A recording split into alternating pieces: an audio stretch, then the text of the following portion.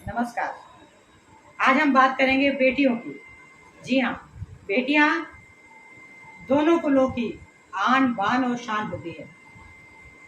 आज हम बात करने जा रहे हैं बेटियों की मैरिज लाइफ की। शादी के बाद बेटी का परिवार उसकी अपनी ससुराल होती है। उसको नए माता पिता, नया परिवार, नया घर आंगन मिलता है, जिसको सजाने संवारने की जिम्मेदारी बेटी की होती है। दोनों कुलों की मर्यादा रखना बेटी का धर्म होता है, कर्तव्य होता है। आज ज्यादातर बेटियां दिशा भटक रही हैं। शादी के बाद लड़कों को लेकर अलग रहना, माता पिता का ख्याल नहीं रखना, ये गलत है। ससुराल में अपनी एक नई पहचान बनाना बेटियों का अपना नैतिक कर्तव्य होता है। उनका पालन पोषण और उनकी जिम्मेदारी उनके बात व्यवहार से पता चलती है। लेकिन जब हम पढ़ाई लिखाई करते हैं तो हम विवेकशील बनते हैं। विवेकशील बनने का मतलब ये नहीं है कि हम अति विवेकशील बन जाएं और निगेटिव बातों को अपने दिमाग में स्थान देने लगें। हमें पॉजिटिव सोच रखनी चाहिए। ये स्वाभाविक है। जब हम नए घर में प्रवेश करते हैं तो वहाँ के लोगों का बात व्यवहार, वहाँ के लोगों की विचारधारा, वहाँ के लोगों की कार्य करने की शैली हमसे भिन्न होती है। लेकिन ये हमारी सूझबूझ के ऊपर डिपेंड करता है कि हम वहाँ की चीज़ों को कैसे एडॉप्ट करें। और जब हम उन चीज़ों को एडॉप्ट कर लेते हैं तो सारी चीज़ें सहज और सरल हो जाती हैं।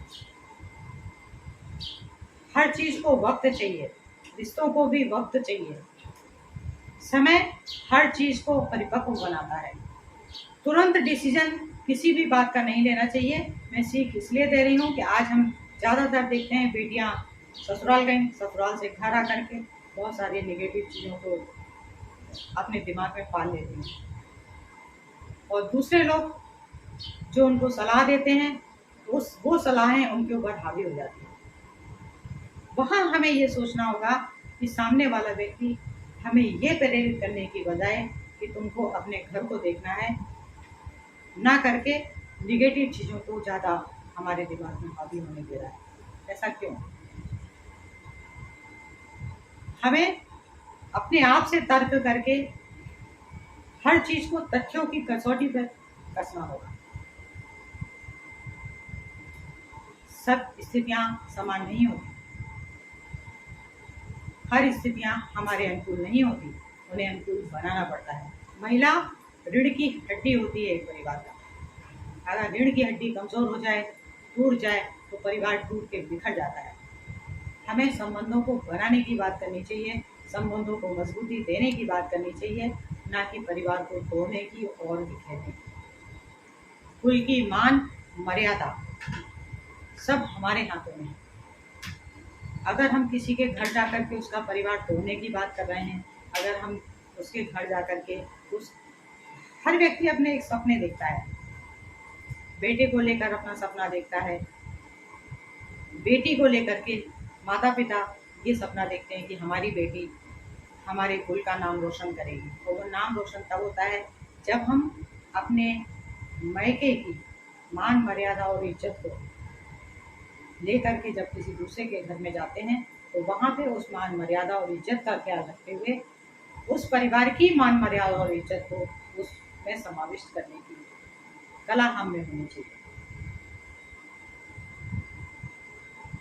तारीफ तब होती है जब हम अच्छे काम करते हैं, बुराई तब होती है जब हम बुरे काम करते हैं।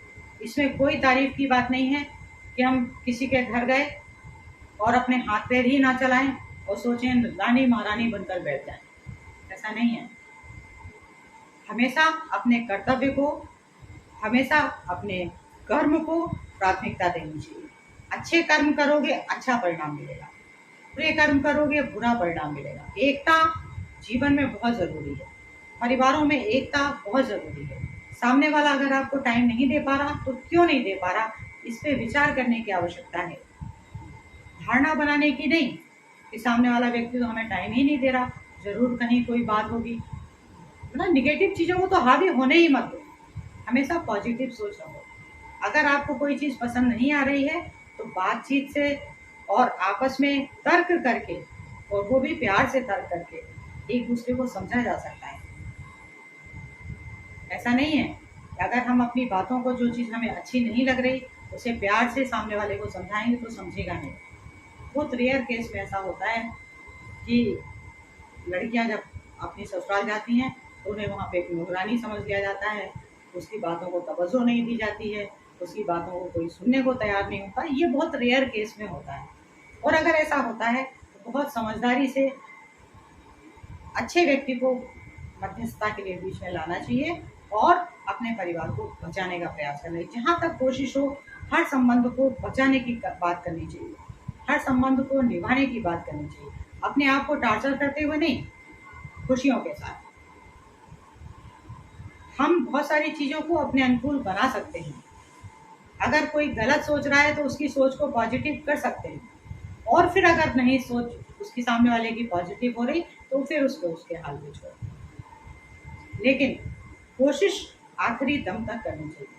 कोशिश कभी नाकाम नहीं होती, क्योंकि उसमें ईश्वर का अंश होता है। अगर हम ईमानदारी, मेहनत और सच्चाई के साथ किसी बात को संभालने का प्रयास करते हैं, किसी बात को बनाने का प्रयास करते हैं, तो ये मान के चलो कि ईश्वर का आशीर्वाद आपके साथ।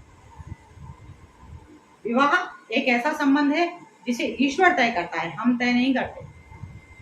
उसमें ईश्वर की भागीदारी भी होती है। उसे साक्षी मान के जब हम कोई काम करते हैं तो जरूर सफल होता है। हम सभी बेटियों से ये कहना चाहेंगे कि कभी भी आप अपने परिवार को तोड़ने की बात नहीं करें, जोड़ने की बात करें। दोनों कुल की मान, मर्यादा और इज्जत बनाए रखें, तभी परिवार मजबूत होता है। तो परिवार की रीढ़ की हड्डी आप हो। आप मजबूत रहोगी, परिवार मजबूत रहेगा।